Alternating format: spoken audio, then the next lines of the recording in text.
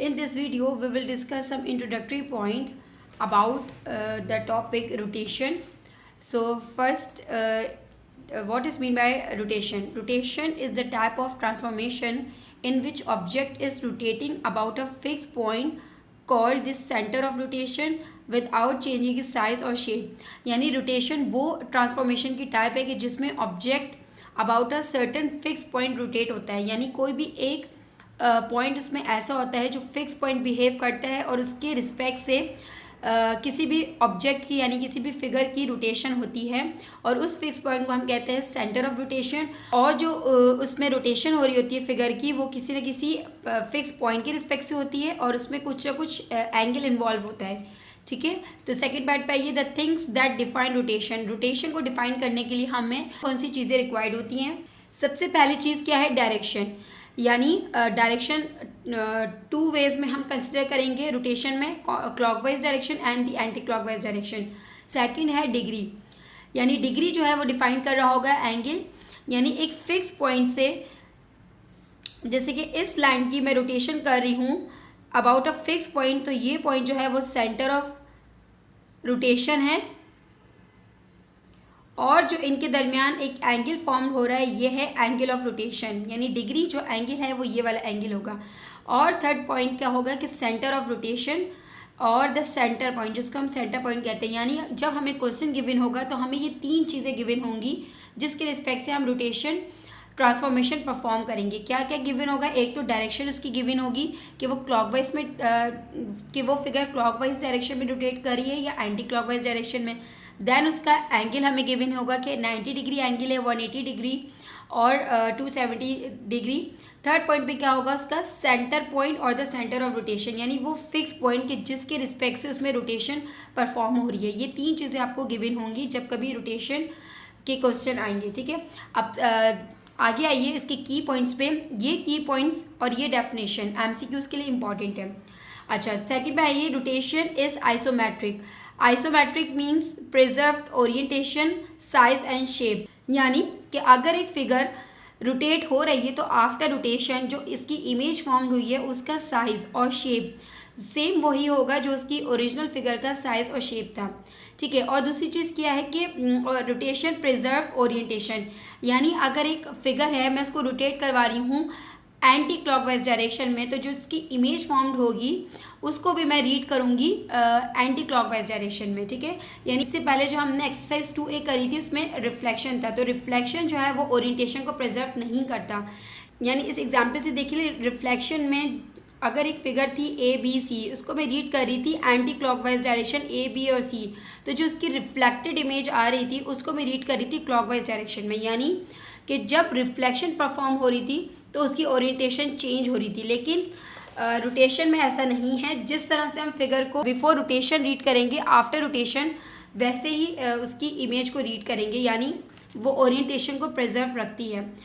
Second पे आइए, third part पे आइए, आ rotation a 180 degree rotation sometimes called a half turn, यानी अगर एक फिगर रोटेट होगी इस तरह से एक्सिस पे, तो जो हाफ टर्न अगर आधा डिस्टेंस वो कवर करेगी तो उसको अगर 180 तक वो डिस्टेंस कवर कर रही है तो उसको हम हाफ टर्न कहेंगे। ठीक है, अगर इस फिगर से आप देखें कि यहाँ से यहाँ तक उससे एक 180 का डिस्टेंस कवर किया तो ये हो गया उसका हाफ टर्न, और रिमेनिंग 180 से 360 तक डिस्टेंस कवर किया तो वो अगेन हाफ टर्न हो गया। तो ये हाफ टर्न मिलके एक फुल टर्न बनाते हैं। ठीक है, यानी अगर यहाँ से यहाँ तक डिस्टेंस कवर किया तो ये हाफ टर्न कहलाएगा।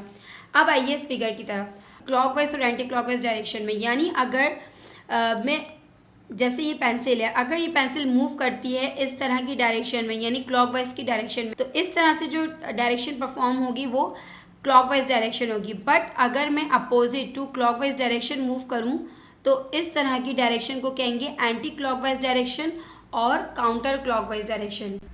एंटी क्लॉकवाइज डायरेक्शन को और काउंटर क्लॉकवाइज डायरेक्शन भी कहते हैं। इससे कंफ्यूज नहीं होइएगा कि क्लॉकवाइज और काउंटर क्लॉकवाइज एक ही तो नहीं, ये दोनों डिफरेंट है। Counter clockwise anti clockwise direction को कहते हैं जो अपोजिट टू क्लॉकवाइज डायरेक्शन होती है। ठीक है, अब यहाँ देखिए, अगर ये एंगल स्टार्टिंग का 0 है तो यहाँ पे एंगल होगा 90, फिर फर्दर उसमें 90 ऐड करेंगे तो 180 बनेगा, फिर 180 में 90 ऐड करेंगे तो 270, 270 में 90 ऐड करेंगे तो 360। इस तरह से ये कंप्लीट रेवोल्यूशन जो है वो कहलाता है 2 पाई, और जिसकी वैल्यू होती है ये रेडियन में होती है और इसकी वैल्यू होती है डिग्री में 360 डिग्री। अब ये देखें, अगर मैं काउंटर क्लॉकवाइज डायरेक्शन में मूव करूँगी तो यहाँ पे मेरे जो एंगल होंगे वो पॉजिटिव होंगे, यानी जब कभी हम एंटी क्लॉकवाइज डायरेक्शन में मूवमेंट करते हैं तो जितने भी एंगल्स होते हैं वो सारे पॉजिटिव के होते हैं। Angle is equals to positive, angle positive होंगे। इसी तरह से अगर मैं क्लॉकवाइज डायरेक्शन में मूव करूँगी तो जो मेरे एंगल्स होंगे वो नेगेटिव होंगे। तो अगर आपको एंगल पॉजिटिव और नेगेटिव फॉर्म में दिए हुए हों और आपसे पूछा जाए कि ये movement along anti clockwise direction हो रही है या क्लॉकवाइज डायरेक्शन हो रही है, तो आप उसके साइन को देखेंगे। अगर वो साइन पॉजिटिव है एंगल का तो दैट मीन्स कि वो एंटी क्लॉकवाइज डायरेक्शन की तरफ मूव कर रहा है, और अगर उसका साइन नेगेटिव है तो दैट मीन्स कि वो क्लॉकवाइज डायरेक्शन में मूवमेंट कर रहा है। ठीक है, इसी तरह से मैं ये कहती हूँ कि यहाँ पे लिखा हुआ है +270 डिग्री। +270 डिग्री का मतलब है अगर एंटी क्लॉकवाइज डायरेक्शन में मूवमेंट की जाए तो वहाँ का 270 डिग्री क्लॉकवाइज डायरेक्शन में कौन सा एंगल दे रहा होगा, तो यानी 0 यहाँ पे है, 90। अब मैं एंटी क्लॉकवाइज डायरेक्शन में मूवमेंट करूँगी इस तरह से। ठीक है, तो 0, 90, 180। अब जब मैं यहाँ से मूवमेंट कर रही हूँ 270 तक तो ये है एंटी क्लॉकवाइज डायरेक्शन में, बट ये वाला जो एंगल है ये क्लॉकवाइज डायरेक्शन में, यानी क्लॉकवाइज इस तरह से मूवमेंट पे कौन सी वैल्यू मुझे देगा। तो अगर मैं यहाँ से यहाँ मूव करूँगी तो देखें 0 से यहाँ पे मूवमेंट पे, यानी 0 से अब मैं इस तरफ इतनी ही मूवमेंट चलूँगी तो ये 90 डिग्री देखा। ठीक है, ये 270 नहीं देगा, ये 90 डिग्री देखा, और उसकी उसका साइन क्या होगा, नेगेटिव साइन। यही नेगेटिव साइन मुझे बताएगा कि मैं क्लॉकवाइज डायरेक्शन में चल रही हूँ। ठीक है, अब यहाँ पे 90 ही क्यों आ गया, 270 क्यों नहीं, क्योंकि 0 के बाद जब मैं 90 ऐड करूँगी तो इसमें 90 का एंगल आएगा। 90 में जब मैं 90 ऐड करूँगी तो 180 आएगा। इसी तरह से 180 में जब 90 करूँगी तो 270। अब जब मैं 0 से यहाँ पे मूव कर रही हूँ तो 0 के बाद सबसे पहला जो मेरे पास एंगल आएगा वो 90 का ही आएगा, 270 का नहीं आएगा। यहाँ पे आएगा 90 माइनस का 90 माइनस का 180 माइनस का 270 एंड देन माइनस का 360। ठीक है, इसी तरह से आप इसकी रोटेशन जो है वो क्लॉकवाइज चलेगी नेगेटिव साइन के साथ। ये क्लियर है। अब यहाँ आ जाए रूल्स ऑफ रोटेशन पे, यानी अगर आपको कभी भी रोटेशन जो परफॉर्म होती है वो किसी फिक्स पॉइंट के रिस्पेक्ट से परफॉर्म होती है और वो उस फिक्स पॉइंट को हम सेंटर ऑफ रोटेशन कहते हैं। ठीक है, अब अगर ये आपको कुछ केसेस दिए हुए हैं, कुछ सेट्स ऑफ पॉइंट दिए हुए हैं कि अगर सेंटर ऑफ रोटेशन जो है वो ओरिजिन पे होगा तो जो फिगर रोटेट होगी उसके जो इमेज फॉर्म्ड होगी वो किस तरह से फॉर्म्ड होगी। यानी मेरे पास एक फिगर गिवन है और मुझे उसको रोटेट करवाना है अबाउट द ओरिजिन पॉइंट, तो जो उसकी रिफ्लेक्टेड इमेज आएगी उसके कोऑर्डिनेट्स क्या होंगे वो मुझे ये केसेस बताएंगे। अगर रोटेशन परफॉर्म हो रही है काउंटर क्लॉकवाइज में यानी एंटी क्लॉकवाइज डायरेक्शन में और 90 डिग्री एंगल रोटेशन है तो एक्स और वाई कोऑर्डिनेट चेंज हो जाएगा वाई और एक्स में। यानी अगर यहाँ मैं मेंशन कर रही हूँ 2,5, यानी यहाँ मैं मेंशन कर रही हूँ कि 2,5 अगर है तो वो चेंज हो जाएगा, यानी ये जो ओरिजिनल फिगर है उसके अगर ये कोऑर्डिनेट है तो जो उसकी रिफ्लेक्टेड इमेज आएगी उसकी कोऑर्डिनेट हो जाएंगी 5, वाई कोऑर्डिनेट पहले आ जाएगा।